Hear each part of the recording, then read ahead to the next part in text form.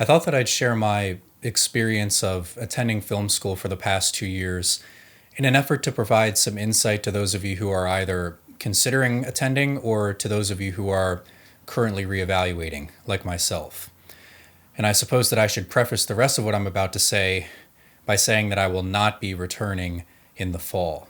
And I'd just like to explain my thinking behind that, especially in light of the current pandemic that's going on.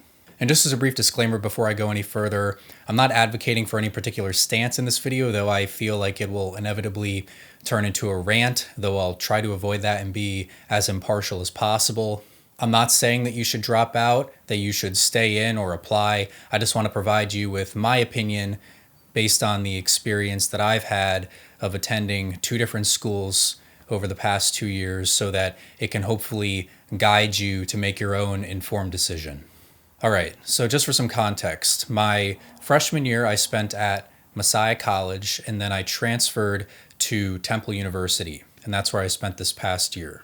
And both of those schools are pretty much opposite in every single way, though that may be irrelevant, but I feel like I can speak to the differences between a smaller private film school and a larger public film school and the differences between what both of those have to offer.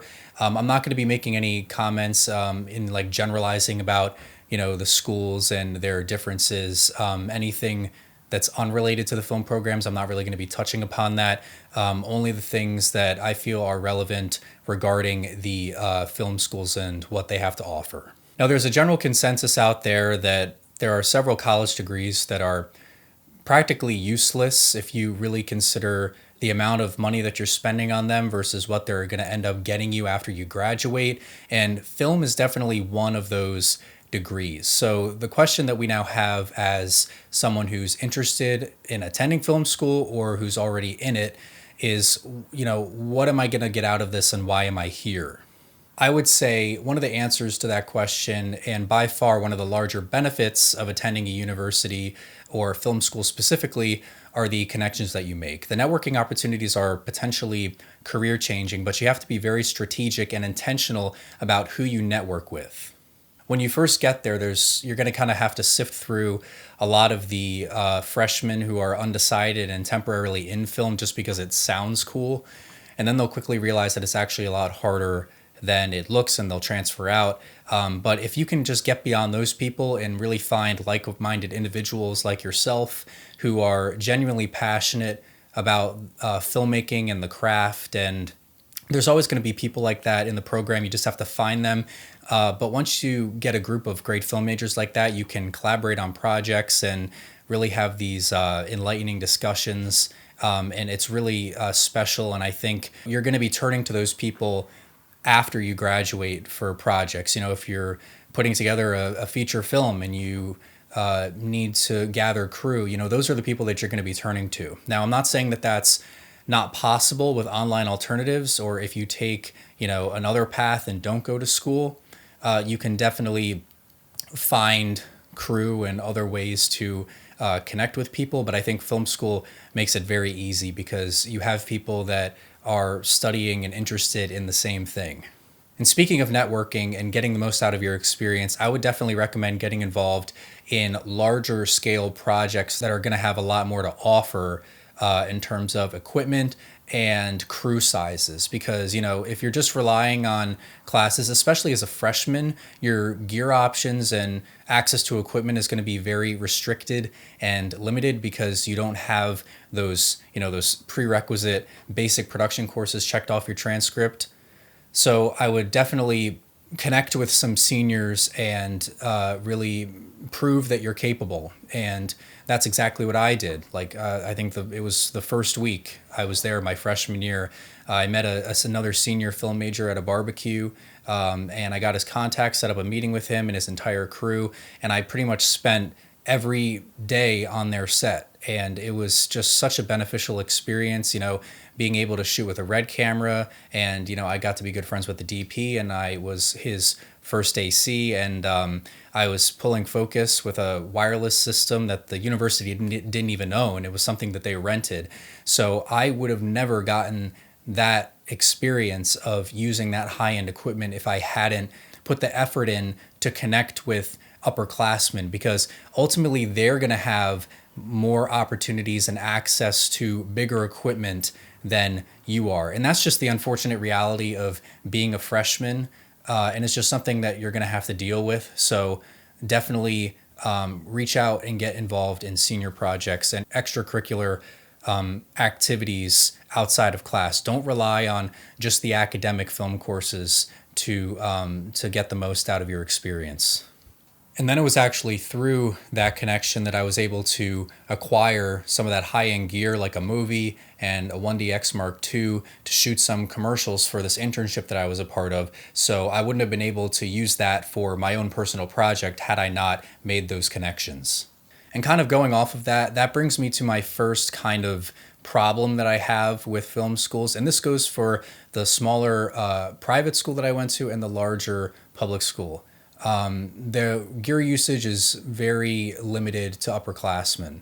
Now, I understand why this is. There's liability associated with the equipment, and if you don't have if you can't prove that you understand how valuable a $50,000 red camera is and a set of Zeiss Cinema Prime lenses are, then they're not going to let you near it. And that's understandable, but I feel like that's partly what you're paying for. As a freshman in these basic courses that I took, like, sure, you could check out like a Canon 70D or a pretty basic 3-point lighting kit.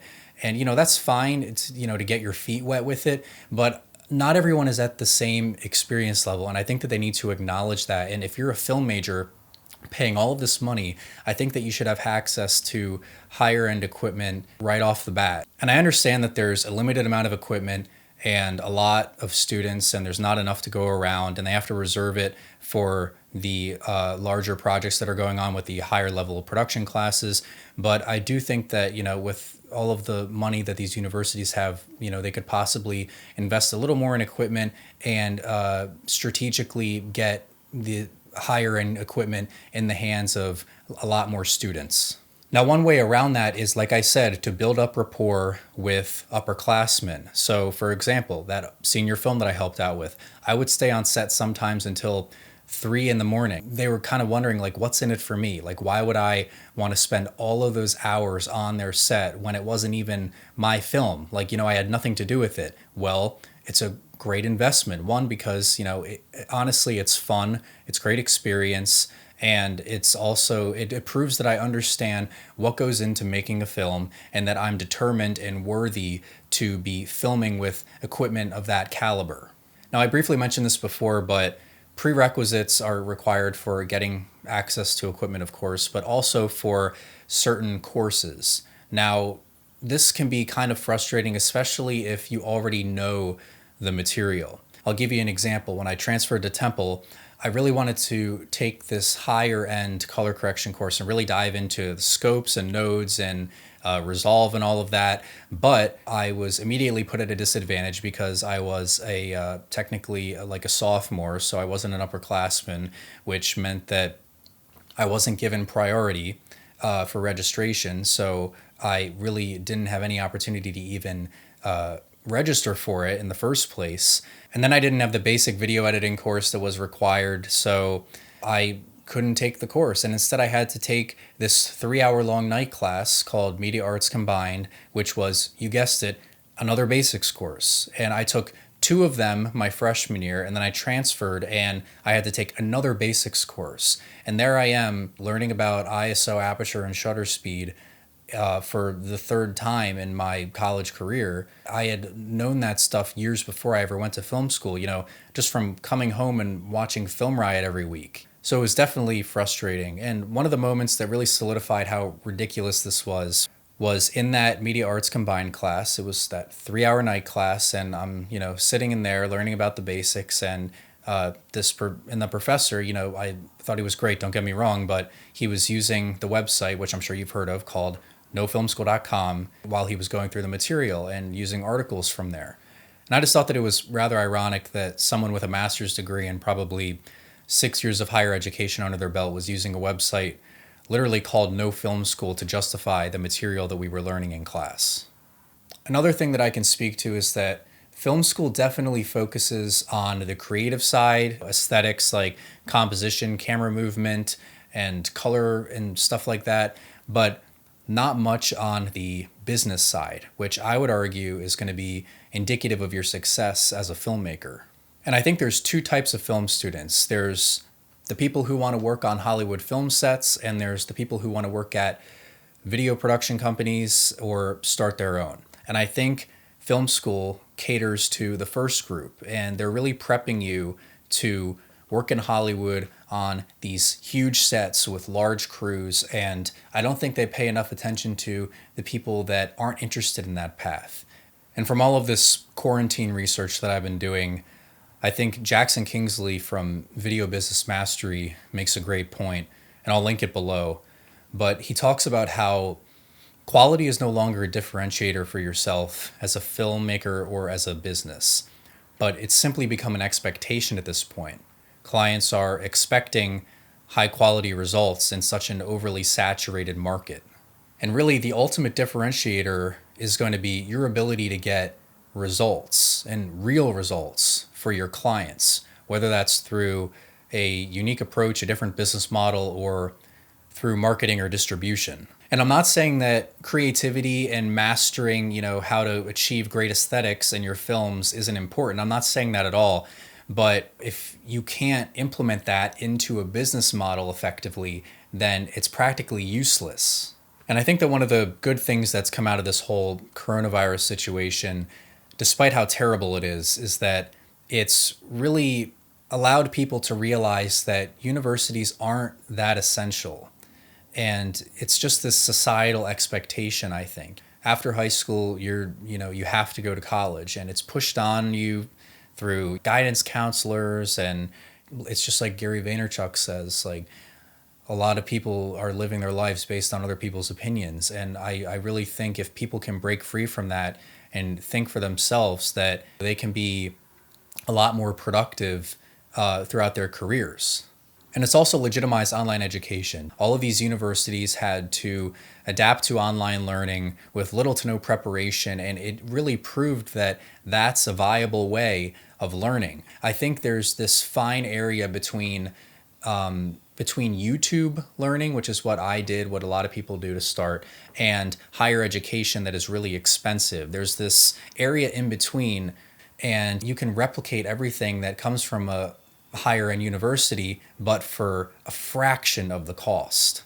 And the way that these curriculums are structured at universities is that they kind of suck you in for 4 years. They really limit your options of the courses that you want to take until your senior year, just so that you have to wait, you have to take your gen eds, you have to do all the basic production courses, and then you can take what you want.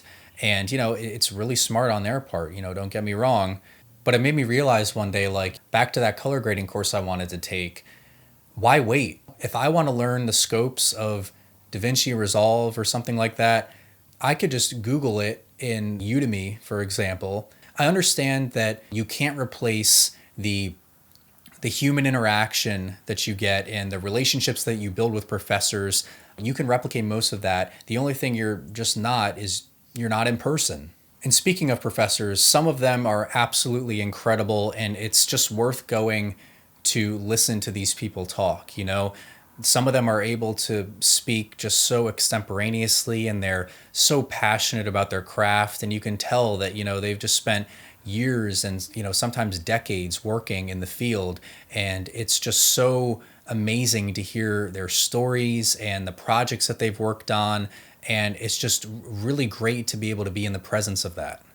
And then on the other hand, you have professors who are just doing it as a side income. And, to be honest, they don't really care. And I think sometimes in these online courses that are out there, even though you might not know the instructors personally, they still have this great enthusiasm for what they're talking about that some of these college professors don't even have. Do I regret going? Of course not. I think that, if I never went, that I never would have known what film school was like. But do I think going another 2 years to complete the 4 years for a degree that it really isn't going to do much for me is worth it? Honestly, I don't think so. And I mean, I've been getting fairly consistent client work on my own. And if I don't have academics as an excuse to not write those few extra cold emails or edit that paid project, then I can be more productive, save money, take on more work, and, to be honest, like learn on my own schedule. It's not giving up learning. The internet has enabled everybody to learn, and there's a lot of free and affordable options out there. And, spending thousands and thousands of dollars on tuition, I think is something that people are, especially, with the pandemic, I think people are going to be generally moving away from that for degrees that don't require a college education. So I know this video has been really one-sided, so I'd like to touch upon some positives. For one, I got to study abroad in Italy last year, which was absolutely incredible. And I made a travel video on that if you haven't seen it. The experience of going on that trip, and I had worked with that professor before, and it was just absolutely amazing and one of the best trips I've ever been on. And I don't think that would have been possible if I hadn't gone to film school. And it was actually a film course, so we got to look at Italian cinematic locations throughout film history. So that was an added bonus, I think. And I just built up, I think, lifelong friendships on that trip. So I don't think you could have replaced that if I hadn't gone. I also got a client from Temple. They have an email listserv where, local businesses, or in this case, a nonprofit, were emailing out, hoping to get cheap labor from film students. I'm still working with that client right now. So, you can definitely get client work on the side if you're into freelancing, but, I wouldn't rely on that. There's plenty of other websites where you can get freelance work from, but it might be a nice added benefit if you're going to be enrolled. And speaking of that, being a film student sort of gives you credibility in a way. When you're pitching yourself and your services to businesses, people might be more likely to hire you based on having that title. But on the other hand, it gives you those same exact people an excuse to rip you off because you technically aren't professional yet. And film school also gives you deadlines and projects to work on, so that's very translatable to the real world, I think. If you don't have paid gigs already and you've never worked with clients before, I feel like being in these film courses and having professors hold you accountable is really going to train you in that regard for success of meeting deadlines and managing your time effectively. And I just think the entire experience of moving away from home and going to college is really great for your personal growth. I think being able to move away and be independent and grow all of these lifelong friendships with people, I don't think you can really replace that. So I would definitely consider that if you're thinking about going. But in terms of tangible filmmaking theory, thank goodness I know how to wrap an XLR cable and that I know what a C47 is. Now, there's no one-size-fits-all way of breaking into the film industry. So film school might be for some people and it might not be for other people, or you can always go for a few years and then drop out. I hate using the term drop out because it's so derogatory, or it sounds that way. It sounds like it's something negative, but I think it can be really positive for people that who realize that higher education or college really isn't meant for them. And if they can maximize their potential by not going anymore, I think, more power to you. Now, it does seem a little bit intimidating to be entering the workforce or starting up my own film production business in such an unstable economy right now, but I feel like it's the right thing to do. And it's what I would be doing in 2 years if I stayed in and then graduated. So the way I'm thinking about it is, why not get a head start? I'll link a lot of the resources that I've been reading and listening to and watching in the description below. I think this is a conversation definitely worth having, and I hope that by providing my own perspective that it can help you make your own informed decision for yourself. Anyway, I digress. I hope this was helpful, and stay safe, everyone.